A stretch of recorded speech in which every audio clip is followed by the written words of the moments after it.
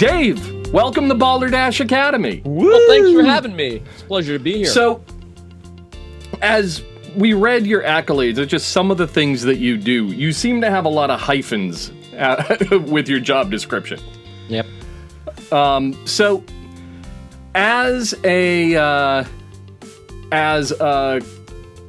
carpenter, as an actor, as a fine art painter, Shakespearean studies, renovation, model airplanes, aviation, World War II aviation, history in general, fishing, outdoors, shooting. What is the one thing that you love to do every day? What's the one passionate thing that you just need to get behind? I don't do anything without a good cup of coffee. Do you have one now? Well, I'm not gonna. I may have a something that might resemble one, but So I always start the day walking the dog. Walking the dog. Do you bring coffee on your walk? Sometimes, yes, I do. How do you take your coffee? Cream, no sugar. How do you take your dog? She's brown. So no cream or sugar. No. So you've been an educator for 25 years? 27? 28 years? How long? Yeah, 26 years. I was close. And you ended up taking your kids to England. I mean, you visited the Globe Theatre. You visited Stratford. Right, 3 times. I've taken 3 separate groups of kids. What was it like wrangling the high school kids on at a historic location, particularly overseas? It wasn't really that hard. I mean, we handpicked kids that technically could afford to go, so they were all, they weren't the kids that you'd be worried about. I think the best thing about the trips is that most of them have graduated, so it's like, oh, you're going to be one of my best friends one of these days. So I have a lot of friends that I've traveled with. They just happen to be younger than me, that's all. And I mean, we worked together at the Chamber of Comedy. We worked together at Maine Repertory Theater. And I know that we've all noticed that you have a large number of former students. At sometimes half the audience could be former Dave kids. So you obviously reach out, and you obviously hold a special place in their hearts. This is going to sound weird, but as a non-educator, yes, it's a fake school. Is it difficult to set up that relationship? Is it difficult to set the boundaries when they're in school and then have those boundaries open up once they get out of school? Yeah, how do you do that? I don't know. It's like asking a jazz musician to explain jazz. There you go. Could you do that for us, actually? Because yeah, I still don't understand. In my head, I'm like 26, and then I look in the mirror or on Zoom, and I'm like, who the fuck is that? And what did you do with my body? I don't know. Some teachers treat kids like kids. I don't see. They're just younger than me. That's about it. I'm more of a coach than a teacher, sort of a. I don't know. Yeah. How'd you first get into theater? Well, I've always kind of been a theater guy, but more through teaching. I mean, the very first year I started teaching, I kind of got abducted into doing the tech work because of my carpentry skills. But Did you not start as in the theater as a teacher? As a theater teacher, no. My undergrad degree's in painting. I'm a fine art BFA in painting, Maine College of Art, so studio art. And I thought, I'd be a teacher, and that could pay the bills while I was an artist, drinking small coffee and wearing a beret and staying up all night. Where is your beret right now? What's that? No, I'm not a beret guy. Sorry. No. And I like a big cup of coffee, not the little tiny one. But, also have 3 kids that we raised. So you can only do so many things and raise a family. So Says the guy with a list of jobs. I like to be busy. I'm like my mom. So you'd went on 3 international trips with high school students. Did you find, did the kids adapt well to travel? Like, was there a language barrier when you got over there? In England? No. Yeah, I mean, because like when you say put on your boot, that's a little different. I mean, that's kind of mafia speak over there. Well, when you go to Canada, that means boat. So Oh, we did okay. We had our first trip. We lost a kid for a little while. That was gonna be my question.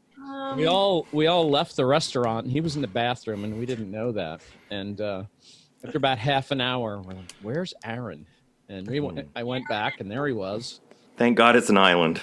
Yeah, Just at the bar. that was in London.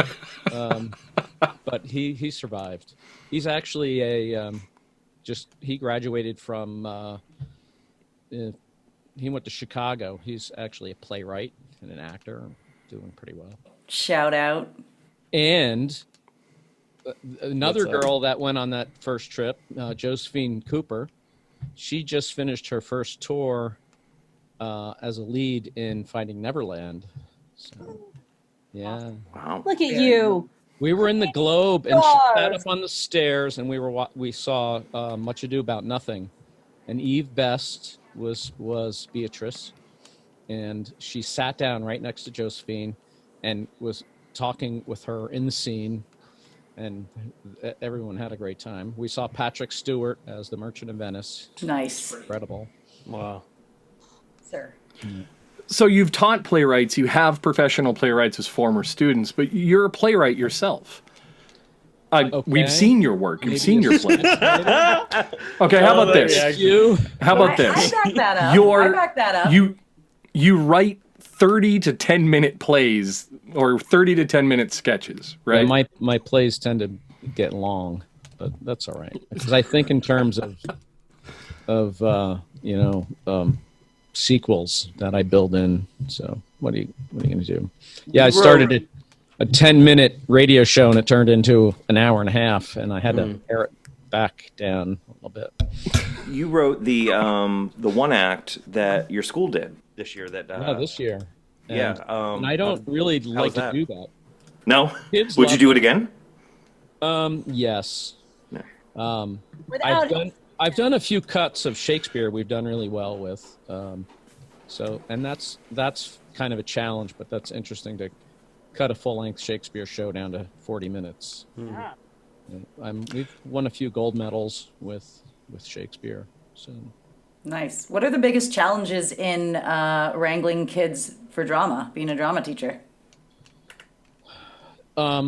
lately, and it's my clientele has changed dramatically since when I first started teaching from 1994 to now. The teenager is a different person, and it's the internet. Everything, they want everything instantly. Instant. I don't want to work at it. I just want it really quick. And they never stop talking. The theater kids are the most social, and they never stop. Ever. So I can't tell you how many times I yell at them to be quiet when I'm trying to give them notes between scenes or something. They never stop. Has that always been a No. struggle, or is it just with the new? No, it's just the kids are new. The new kid. The What's your favorite? online kid. What's your favorite production you've ever done? And would you do it again? And why? Oh, that's a huge question. Like a straight play or a musical? Ooh, I don't know. Your choice, I guess. I mean, because people have preferences. We did Phantom one year, and the show was great. I absolutely hate the show. And the tech work was so hard, I had to be on stage. But people talk about that show for some reason. Oh, nice. That's the flip side. I think one of my favorite productions I've done in the past 10 years was The Crucible. The cast was stunning. They were just incredible. And Our Town we did Our Town with a live orchestra. We mic'd everyone, so we had music underscored, and it was a beautiful show. And that's just a great show. Yeah, that's impressive. Yeah. So as a sketch writer, who were some of your influences? I mean, whose work do you aspire? I grew up watching inspires you? Carol Burnett and your classic 70s variety shows and the sketch writers. And I still watch MASH. The Larry Gelbert's writing for MASH, just the lead up to the punchlines, it's really brilliant. And I love the old Alan Alda, not the newer Alan Alda when he got artsy, but the old funny the list making. He's always making lists, and that's a very Shakespeare kind of a thing. Shakespeare thought list making was also could be kind of funny. So I tend to do that when I write. Yeah. Well, MASH is very Shakespearean in a way. Yeah. Yep. And just the whole Tim Conway, Harvey Korman, that classic goofball fun. Yeah. So one of the things I love in particular about MASH, I mean, Carol Burnett show was a big influence on me. Tim Conway is the reason why I started doing comedy and started writing comedy. In the early seasons of MASH taught me that if you want to nail home an emotion, get them laughing first. It's the most naked emotion. So the ability to have somebody let their guard down through laughter to either deliver a message or to deliver an emotional high point or a crescendo. I mean, that was a lesson that I took away from Alan Alda's writing and from MASH in general. And that in and of itself is kind of Shakespearean. Sometimes tell my students, depending on the show, that you can make people laugh in a variety of ways. But the ability to move someone to tears or deeper dramatic emotion is far more powerful, because as an actor you need to develop your character so much more fully so the audience will believe it. They can suspend their disbelief and be brought into the story. And if you can move someone to tears in a story, then you're doing something right. And if you can consistently make them laugh, you're probably doing something right as well. I found the easiest way to make somebody cry is to be in a scene where you get shot and you die, and then invite your grandmother to it, and that just gets her weeping. Gets the crowd going. Yeah, well, her. Yeah. Do Rosencrantz and Guildenstern at a funeral and see people cry. There you go. If you love Balderdash Academy, consider donating to Maine Repertory Theater, our brick and mortar home for original improv and scripted comedy.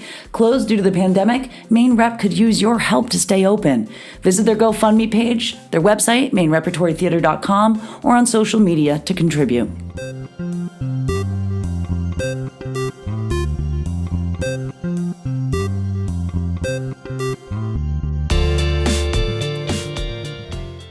Thank you for watching. Remember to like, subscribe, and hit that bell icon. You can find us on your favorite podcast service as Balderdash Academy. Sister Mary Elephant makes an appearance, and find out if Steve is afraid of really large, fuzzy people and things, or if he's just a liar. He might just be a liar. In the next episode of Balderdash Academy.